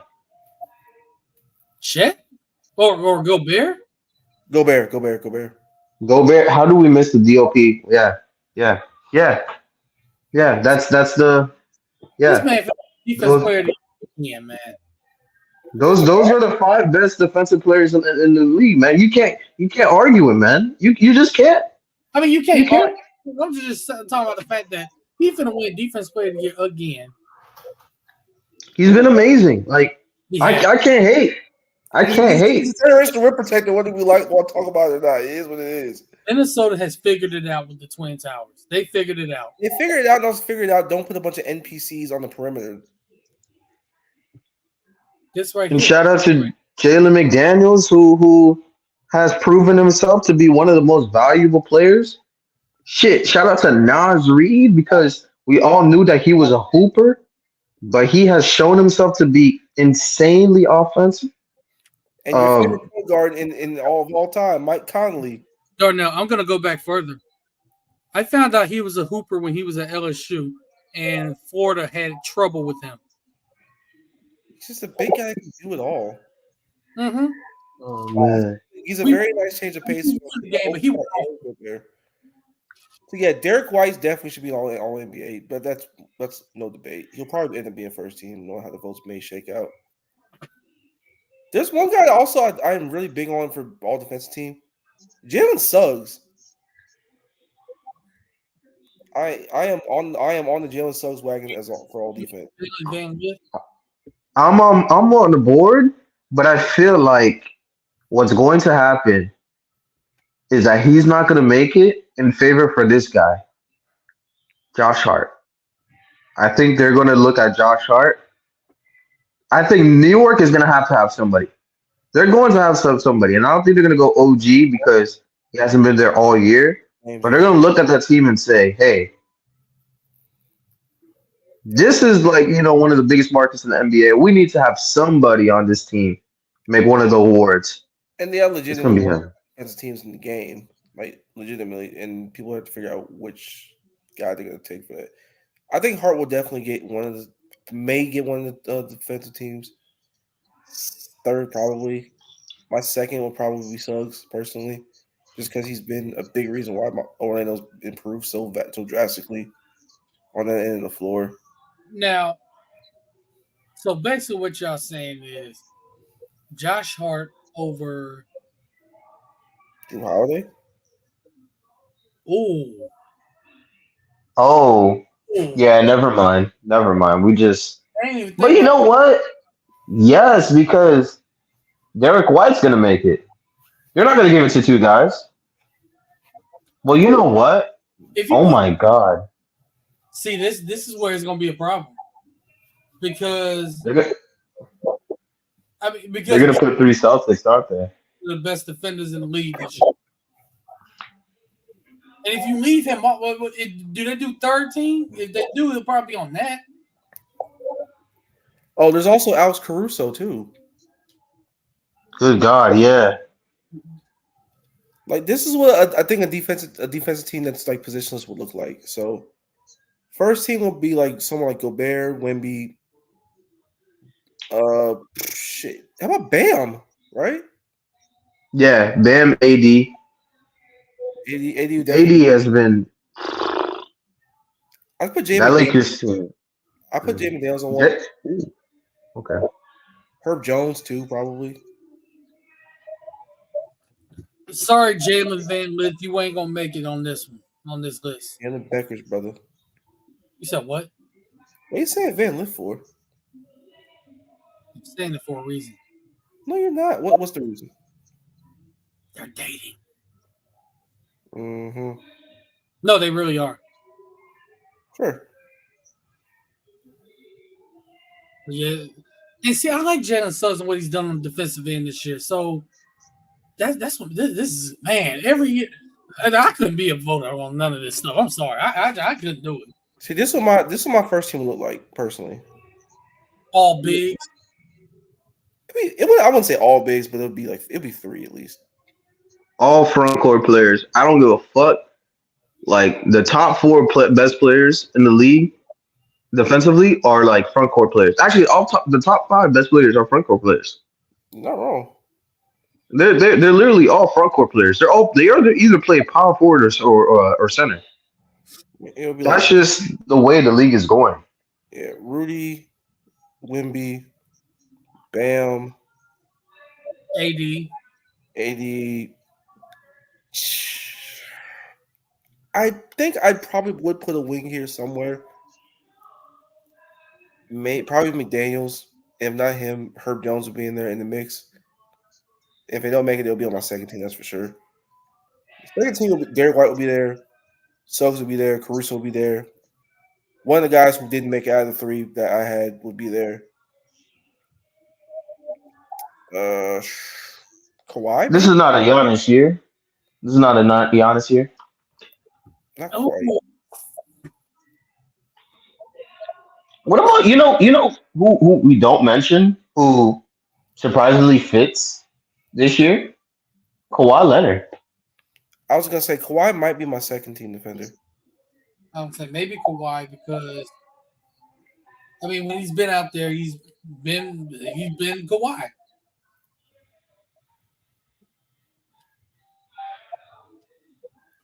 Hey, no, By the way, if you guys didn't know, MVP is already over.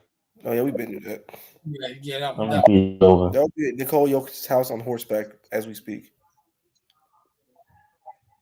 But For then, our podcast listeners, again, Mark Spears.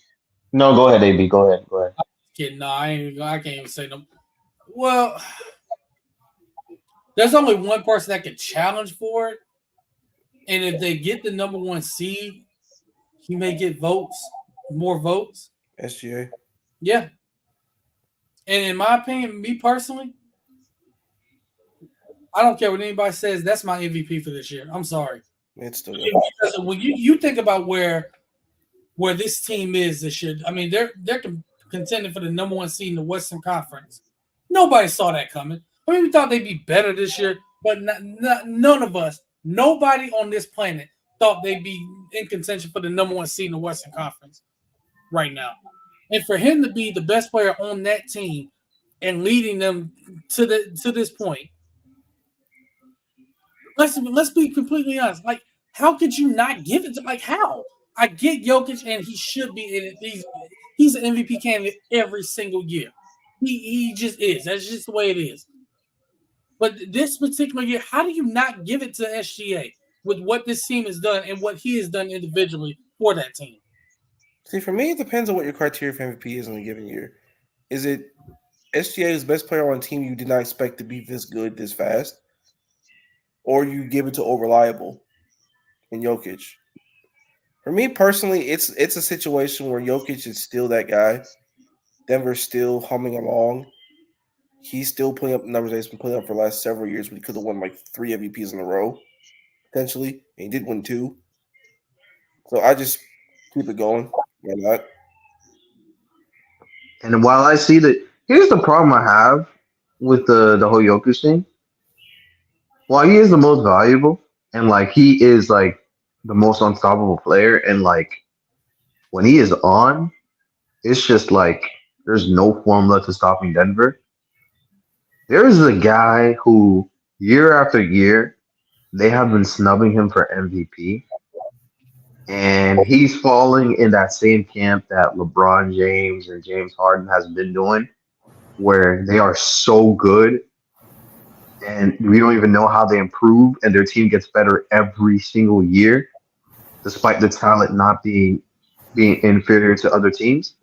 Luka Doncic, like this Mavs team, they're pretty do goddamn. you guys remember Dante Exum? You remember Dante Exum?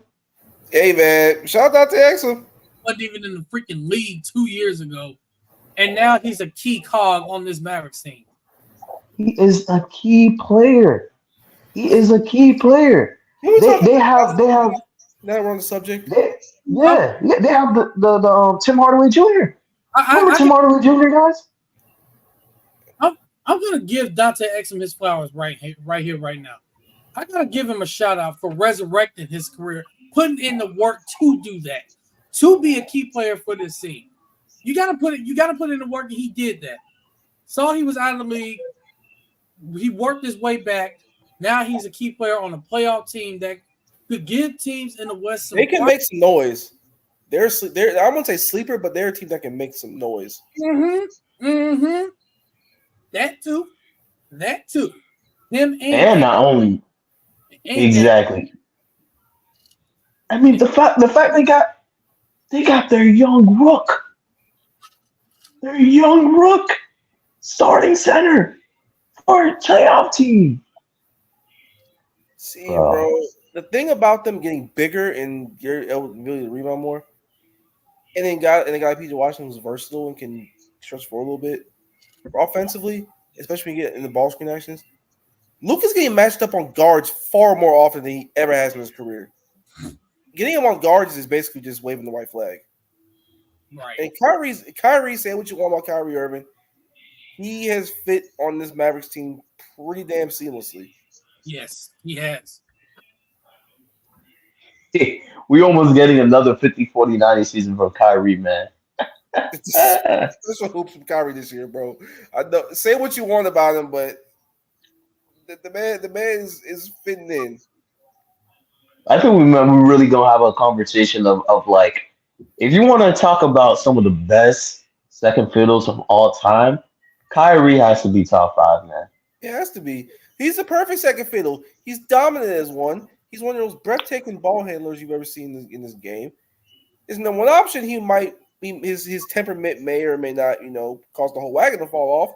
But at your second banana, when you have a strong number 1, he's as good as anybody. And where a lot of number 2s fail is that they can't take over or anything like that. Kyrie can take over. Yep. He is glad to take over, but he can also play off the ball so amazingly, man. So it's phenomenal, man. It's phenomenal. That team is amazing. And the fact that Luka Doncic was able to change his game, I mean, they were one of the slowest teams in the NBA, and now they're among the top 5 teams. in pace, dude. It's amazing. It's amazing, man. And the playoffs, if it all ends today, it's familiar territory. They play the Clippers again. And you know that man Luca. He does not. He is one of two individuals in this world who does not give a fuck of who Kawhi Leonard is. Speaking of Clippers, Oh my that's God! well, Whoa! That's real, right? that is real. At that point, let me see what the current score is. Western Conference, dog. I just saw my good brother RB say, I don't want anything to do with that team in Arizona. See, Phoenix is such a funny, interesting team. Can they stop anybody? Absolutely not.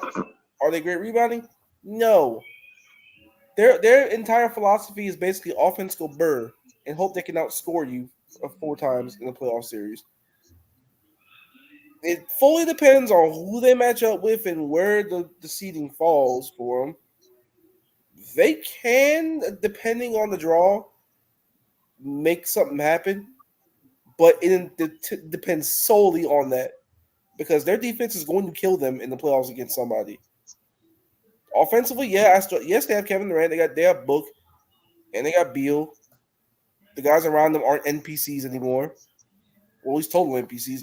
They can't stop anyone, but they can score 150 points if they have to. And as it stands, they would get OKC. Hey man, Imagine doing your job all year long, going on runs, and your prize is facing the fucking Phoenix Suns with Kevin Durant, Devin Booker, Bradley Beal. It's like it's a team. They're a team that are you better than them? Probably. Do you want to play them? Probably not. Like, I know these niggas are getting killed right now. Oh my god, 37-10. They might be the most poorly assembled Big Three roster we've seen. But in playoff time, do you want to face Kevin Durant? No. Do you want to face Devin Booker? And this is a Kevin Durant, maybe one of his best seasons ever. Ever. That's tough. That's a tough ask. And we know KD is a playoff raiser. Yeah, We know D Book is him. Beal, we're not He is their actual cheat code. Yeah, and Beal, we're not asking him to be the guy. He can make something happen. yeah, I agree. I do worry about That's that. just tough. Playing them in round 1. I do worry about that. Here's what I call it a voicemail. It's so very funny. He's a defensive coach and they're very bad on defense. Suns never had the makers of a varsity. Oh no! Shout out Uncle June though. I think the biggest problem with that Suns team is it's that Ayton trade, man. Like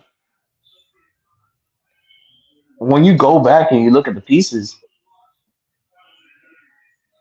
Nurkic is I mean, he hasn't been terrible for him. He's not an NPC. He's just kind of. He's not the scorer that Ayton is, but I mean, defensively, he's better. They're playing Bo. Hey man, Bo's been a really good player for them though. He's been fine. He's had his moments. I really like that for him. He's actually been pretty decent for him. I'm not even gonna lie. Oh yes, he's all right. With the Phoenix Suns is very clear and obvious. They don't have a point guard. Yeah, that's been their issue for a while. I mean, you had one, but you traded him to the Wizards, who in turn released him and let him go to the Warriors. rightfully so, though. Rightfully so. CP3 is not a NBA player in 2023 Look, or 2024. I'm not asking him to be a scorer. We're not asking him to do that. We're just asking him to run the system, get the ball to guys like Devin Booker, get the ball to guys like Kevin Durant, get the ball to guys like Bradley Beal. You could have just had him do that. He didn't have to score. Problem is on this roster, you have to actually run. So there's that. I mean, he's running with Golden State. Running to the 10th spot. Hey man, that team's been riddled with injuries this year. Because they're old. And Draymond keep getting technical fouls and ejected. So And Chris Paul makes them older. they ain't No, good. Do not believe in that old man, Chris Paul. Do not believe in him. he's The telling you. numbers might look good. I'm not He saying is not there. I'm not saying that. I'm just saying I feel like he could have at least somewhat been just dish the ball to the guy. He could have done that. I mean, if you're gonna trade him, you have to get a point guard. You can't just trade him like, oh, we'll let Devin Booker run the point. No. I like Devin Booker. He can handle the ball, but he's not a point guard. I mean, we have to be serious for him. Like, he's not a point guard. You could have got. You didn't even have to get an All NBA caliber point guard. You could have just got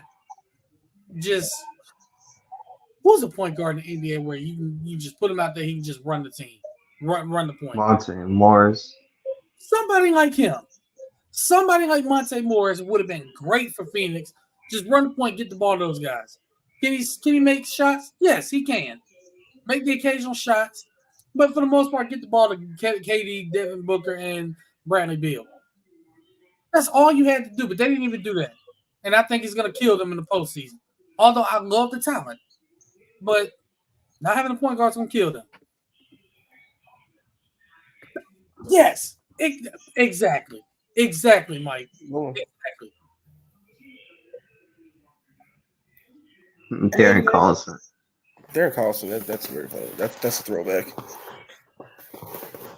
So, looking at the Western Conference and how big of a freaking logjam every spot there is, fifth spot on is literally guys that 49, 46, 45, and 43 wins, all in between them. There's no wiggle room whatsoever. You can't lose in this conference. You just can't. Draymond hitting threes. And like a team like the Lakers, for whatever reason, they're so freaking finicky. But yeah, here they are. I don't trust them in the postseason. I don't either. I don't. I mean, they look good right now. They playing well. If they pick off a team like, excuse me, if the OKC had managed to get the 1 seed and the Lakers weasel their way to the 8th, that would have been a weird matchup. I'm gonna be the Lakers. That series goes 6 games, but I don't think the Lakers win it. Actually, the Lakers could win that series. I really do. They could, but there's one player I think would start playing dumb basketball and it would hurt them. DeMarcus, you already know who it is. You don't want to win it. Yep. Yeah, but the problem is, here's the thing. He hasn't been playing dumb basketball. That and the other part is LeBron-led teams in the playoffs, they don't lose the kids. They'll lose the kids that have never been there, and they'll lose the kids who can't rebound. Shit can rebound. The team overall has LeBron is actually the type of player that they would struggle against. and they have all season. Yeah, they have this season against them. I don't think have they even beat them all season? They have. They did. I think they at least got 1 win against them. Nah, it's been a struggle. They couldn't handle Anthony Davis at all in half of these games. LeBron kind of did what he wanted down the stretch in some of these games. It was a struggle. You know what's really funny, Marcus? You know who the Lakers? You know what kind of teams the Lakers actually struggle against? What? How about the team they're playing right now? Where they playing right now? The Warriors. Teams that are kind of like them, older, battle tested. But it's not just that. Yeah, they can still shoot. They're older, but they can still shoot. Yeah, but these are But younger now, teams. young guys for the Warriors. That's who's starting to really beat the Lakers now. That's why the Lakers have struggled. The young guys, like, how you pronounce that white dude's name? Oops, my bad. How you pronounce his name? Number 2 for the Warriors. Brandon Pajemski? Yeah. He stepped up. I actually really like him as a player too. Like I think he's gonna be pretty good. But him, Trace Jackson Davis. Boy, y'all let the Golden State Warriors get Trace Jackson Davis. Yeah, we talked about that, man. We talked about that, man. We, We've we all talked about that. been on that one. It has worked. See, he's seamlessly fit for them. Like if there was one team in the league you did not want Trace Jackson Davis to go to, it was that one. Like he's perfect for that system. One day the Warriors will actually embrace the youth and call it a day, and I think they're starting to do that. They are, but I mean Steph is still gonna be there regardless. Yeah, but it ain't Steph. Steph is Steph. Steph is gonna be there regardless. Steph gonna be there. The person we gotta look at is Mr. Klay Thompson. I hope he's looking for real estate in Orlando. No, you might need to go farther south. No, brother. You know what? You know what? He'd be a really good fit. Yeah. Chicago. Did you say Toronto? Chicago. Toronto's not bad either, though. Oh my god, I hate you, AB. Why you Because I say can see Chicago do some stupid shit like that. he actually would not be a bad fit though for Chicago. He wouldn't, but I would not be shocked if he ended somewhere like Orlando. I really wouldn't. A young ascending team that needs shooting. Yeah, that's true. If you're Orlando, you throwing them that 30 M's? That's the thing. Do you want to give him that much money? Speaking of Chicago, though, I'm coming soon. Oh, brother. What? You going to the combine or? No, just taking in the sights there. Little vacation. You're just a walking sightseer now these days, ain't you? Look, man. LA is such a huge city. I was able to get so many pictures. I don't know if Chicago's that huge of a city. You know, look, if I can just find a way to a Cubs game, that's all I ask. I want to go to a Cubs game, see them win, so I can fly that big white W, that white flag with the blue W. Man, I heard that traffic is crazy. Yeah, I heard some about that. That too. But it's like that with all big cities, though. New York, LA, Chicago, Atlanta. Y'all see Anthony Edwards? Oh, what did he do this time? He got 51 Damn, man. in front of 50. In front of 50 there? Yeah. Wait, who they playing? yeah, who they played? They're playing the Wizards.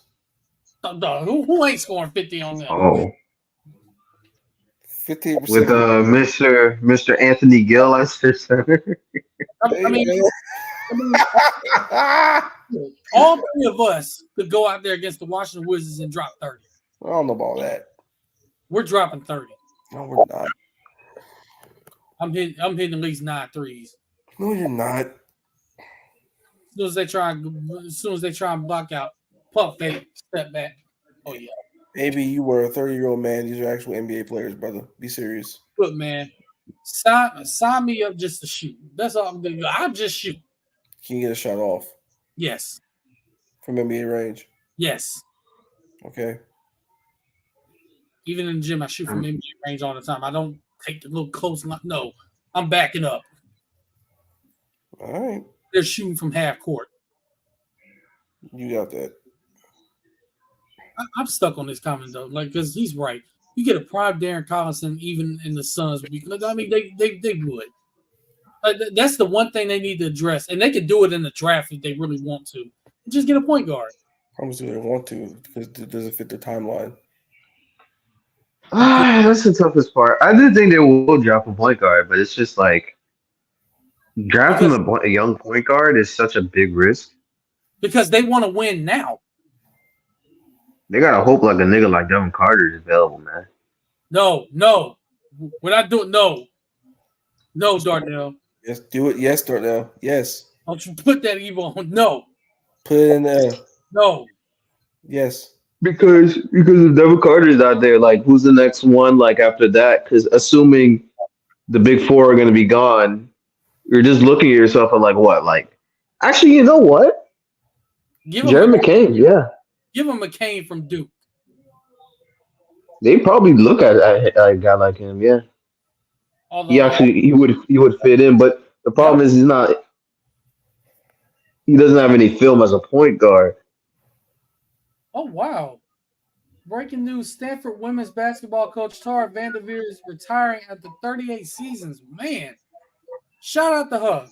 Shout out to her. One of the goats of coaching, national champion, one of the all-time winningest coaches in college basketball history. Shout out to her. 3 years is a long ass time to do anything, let alone coach high level college basketball. That is crazy. Yeah, 38 years. Dang.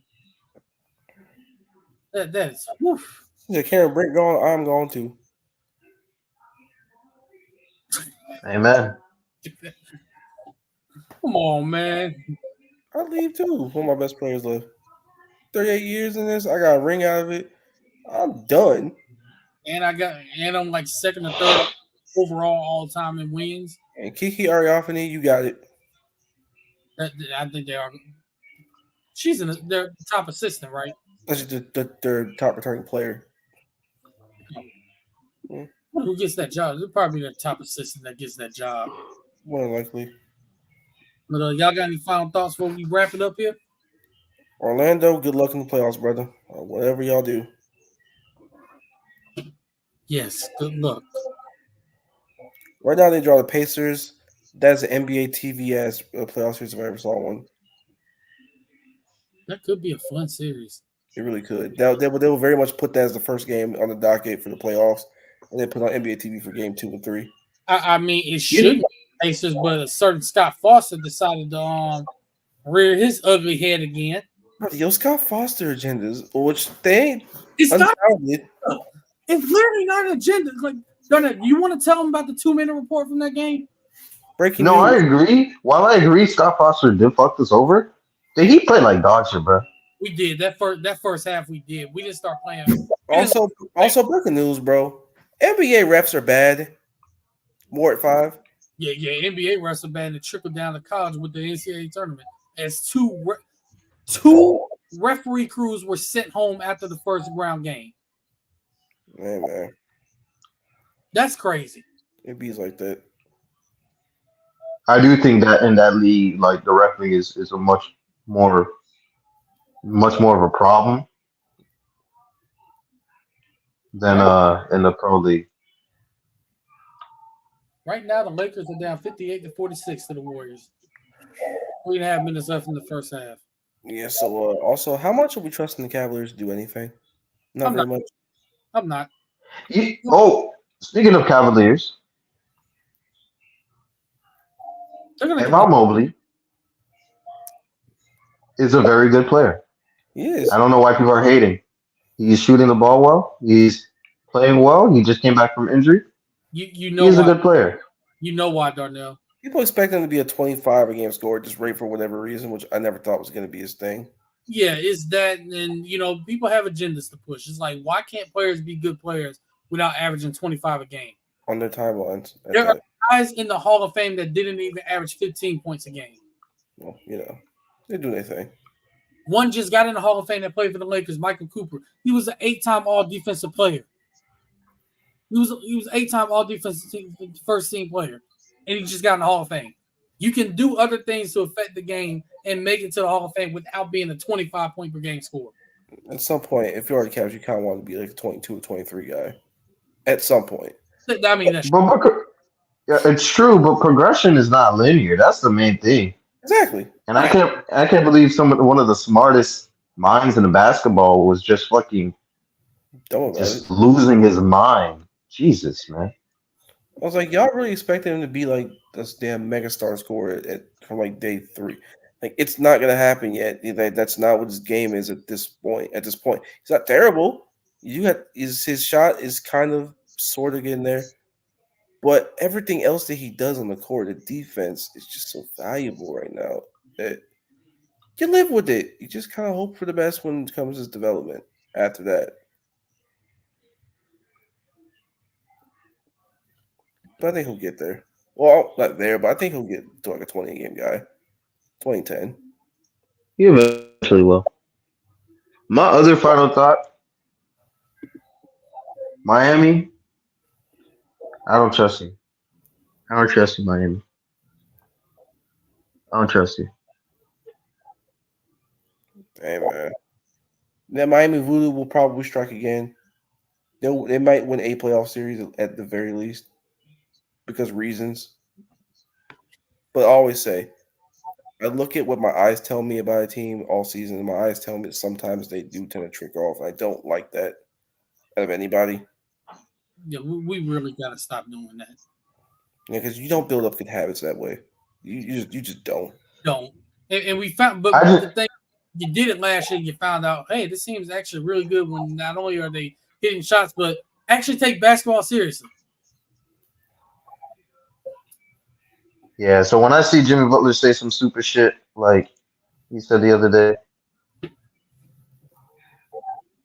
come on, man. Stupidly locked in now. Last time I said Jimmy, you got fucking swept. Stop doing that. He did not say that this Like time. Not this time. He's not an idiot, but like that one time was kind of funny. like as a team that's trying to win a championship, there are just certain things you need to do throughout the year to prep yourself for it. And Miami trying to cheat the system just will not end well. It Yeah, never ends well. bro, Draymond Green has become a 3-point sniper tonight. Wait, what? He just hit another, Yes, I saw that one. and the Warriors are 14 for 20 from three. Draymond turned back the clock? Looks like he is. Oh shit! Here we go. This is not a foul, man. Come on, bro. Yeah, gonna go ahead and wrap it up here. It's been a great episode. Another great episode. We were finally whole again until Jerry had to go. But let everybody know where they can follow y'all. Burner accounts included. Well, Marcus Davis 904 on Twitter per usual, and my burner account is Pineapple. I said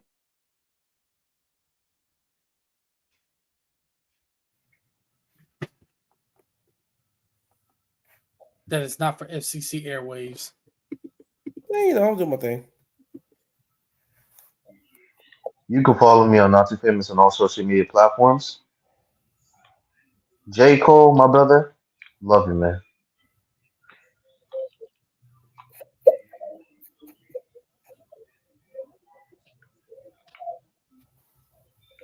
Laugh and say all you want. You know, sometimes you got to stay true to yourself. That's it. Yep. No matter how corny you are, Yep. you got to stay true to yourself. Protect peace and all that. Yada yada. But yeah, you can follow me on Twitter at AceWade1, on Instagram at Ace_Wade1, ladies. You can follow the podcast account on Twitter at Indie Evidence, Instagram at Indisputable Evidence, TikTok at Indisputable Evidence, and Twitch, same Indisputable Evidence. We will have more YouTube shorts coming out soon. We will have that coming out. We'll try and put more of those out. Not just to put out some more short form content for y'all. We did have one comment on there saying said something about Juju and I was like, hold on, brother. You got to go. So he got blocked. But this has been another great episode of Indisputable Evidence, and we are going to leave y'all as we always do. Appreciate that, Mike. God bless y'all. Stay safe. Y'all take care of your loved ones. Tell them you love them every day. Tell your friends that you love them every day too, as well. I know you were not here last week. Close friend of mine I went to school with unexpectedly passed. So, yeah, tell your friends that you love them every day. Rest some power to your friend, man. I appreciate that. Appreciate that. And as always, per usual, we always got to remind y'all this because some of y'all just nasty. Wash your face, wash your hands. Marcus. With soap and water, warm water preferably. I am imploring you nicely and kindly and politely as possible With to wash your nasty, narrow behinds. Or, to put it bluntly, wash your ass. And wear socks and shoes, closed toed shoes preferably, inside the movie theater and in any and all public settings. God bless y'all. Have a nice night. and men, use beard oil. It does wonders. It keeps your beard from being weird. You heard it here first. And with that, y'all have a blessed night. We'll see y'all again soon. God bless y'all.